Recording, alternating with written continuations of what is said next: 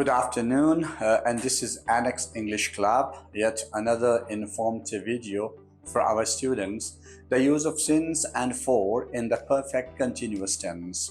And I have often observed that the students, they regularly keep on making this mistake, knowingly or unknowingly, or perhaps they are not aware of the fact or aware of the rule that what is behind it. Where do we use since and where do we use for in perfect continuous tense, present, past और future? तो ये जो use है since और for का perfect continuous tense में हम use करते हैं, यानी ये वो टेंस है जो perfect भी है, continuous भी है, यानी इसमें दो टेंसेस का अमेलगम है।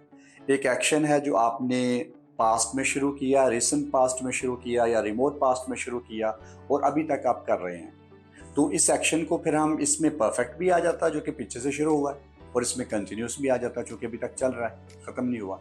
इसमें हम सिंस और फॉर लगाते हैं, और ये हम लगाते हैं उस टाइम के लिए कि जब टाइम से जिस वक्त हमने ये एक्शन शुरू किया है। फॉर एग्ज़ाम्पल, अब देखें सिंस कहाँ यूज़ होता है और फॉर कहाँ यूज़ होता है, ये पॉइंट नोट कर लें। और ये ही सबसे बड़ी इसकी अगर हम इसको समझें कि ये एक इंडिकेटर है या ये एक लॉ है, ये एक कानून है कि सिंस हम उस वक्त यूज़ करते हैं जब हमारे पास पॉइंट ऑफ टाइम हो, और फॉर उस वक्त यूज़ करते हैं जब पीरियड ऑफ टाइम हो। यानी since is equal to point of time और for is equal to period of time.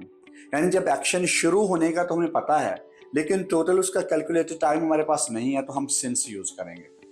और जब उसका टोटल कैलकुलेटेड टाइम हमारे पास आ जाएगा, जिसको हम कहते हैं कि जी हमारे पास एग्जैक्ट टाइम, तो हम फॉर यूज़ करेंगे। जी एक वीडियो जो कि फेसबुक पे इसी से रिलेटेड अपलोड की है, उसमें मेंशन किया कि एक उसकी एग्जांपल सेंटेंस दिया है कि I have been teaching from the last, for example if I have been teaching from the last 10 years, पिछले 2014 से मैं पढ़ा रहा हूँ, इंग्लिश पढ़ा रहा हूँ। अब इसको इंग्लिश में मैं कैसे कहूँगा, यानी उर्दू में तो मेरे पास सेंटेंस आ गया कि मैं 2014 से इंग्लिश पढ़ा रहा हूँ। I have been teaching English since 2014। अब ये जो 2014 है, ये मेरे पास पॉइंट ऑफ टाइम है। अगर मैं कहूँ मैं सुबह से पढ़ा रहा हूँ, मैं मंडे से पढ़ा रहा हूँ, मैं पिछले महीने से पढ़ा रहा हूँ, या 2010 से पढ़ा रहा हूँ, तो ये मेरे पास पॉइंट ऑफ टाइम है।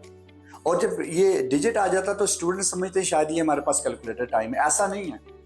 जो पॉइंट ऑफ टाइम है, जो जहाँ पे भी पॉइंट ऑफ टाइम आएगा कि एक्शन शुरू होने का टाइम आएगा और उसका टोटल कैलकुलेटेड टाइम पीरियड नहीं आएगा, तो हम सिंस यूज करेंगे। अब इसकी एग्जांपल्स देखें ज़रा।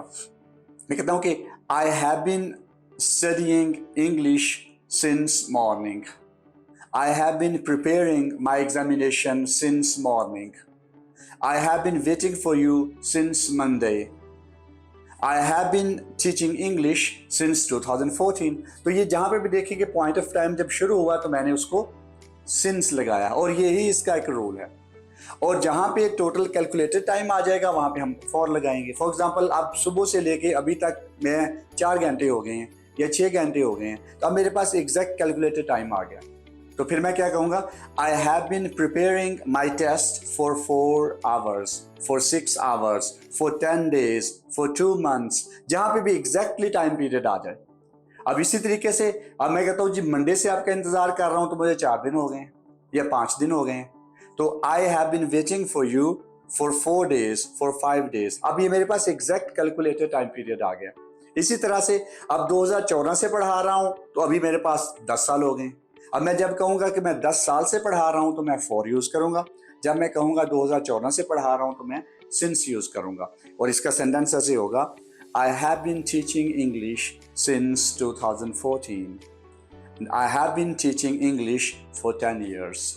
तो ये इसमें एक क्लैरिफिकेशन की ज़रूरत है, चूँकि स्टूडेंट हमारे पास जो आते हैं वो इतनी मिस्टेक करते हैं, सिंस और फॉर का उन्हें बेसिक रूल का पता नहीं होता। तो इस वीडियो को देखें, और जो भी इंक्वायरी हो आपकी इससे रिलेटेड, ग्रामर से रिलेटेड, जो भी आपका क्वेश्चन हो वो हमें कमेंट सेक्शन में ज़रूर बताइएगा। Thank you very much.